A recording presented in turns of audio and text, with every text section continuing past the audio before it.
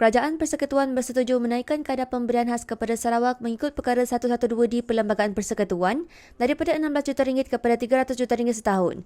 Perdana Menteri Datuk Seri Anwar Ibrahim berkata, semangat pemberian khas itu melihat kepada kedudukan Sabah dan Sarawak yang mundur ketika pembentukan Malaysia 60 tahun lalu. Beliau berkata, ketika itu pimpinan memutuskan harus ada peruntukan namun sejak bertahun-tahun, Sarawak hanya diberi RM16 juta. Beliau berkata demikian Presiden Media selepas mesyuarat Majlis Tindakan Pelaksanaan Perjanjian Malaysia 1963, MA63 di Dewan Undangan Negeri Dun Sarawak pada Jumaat. Satu perkara yang agak rumit yang telah lama dibincangkan dan saya telah beritahu kepada Ketua Menteri Sabah dan Premier Sarawak untuk diselesaikan ialah soal pemberian khas perkara 112D dalam perlembagaan. Ini maknanya tiap tahun ikut perjanjian MA63 satu ada pemberian khas.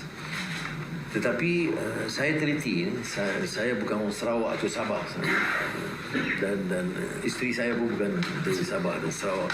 Tetapi kita kadang bila kita lihat dari segi yang munasabah dan adil. Ya, semangat pemberian ini ialah melihat kepada kedudukan Sabah dan Sarawak semasa pembentukan Malaysia yang relatif lebih mundur ke belakang. Maka pimpinan kita pada ketika itu termasuk terutama itu Tuan Rahman Putra Al-Haj almarhum mengatakan harus ada peruntukan ini 112D.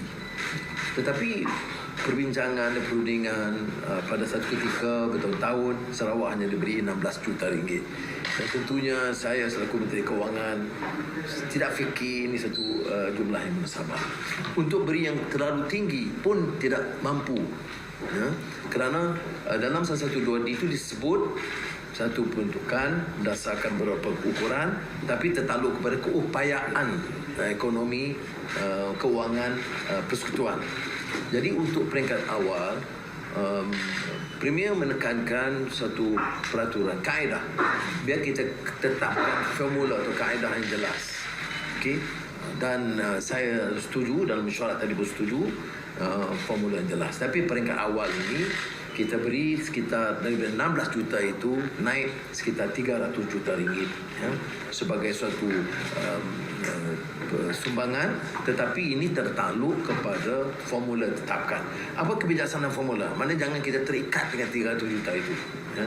300 juta itu kerana kedudukan kewangan yang terbatas dan harus diperinci terus saya sebut dicerakin supaya formula itu boleh diterima pakai.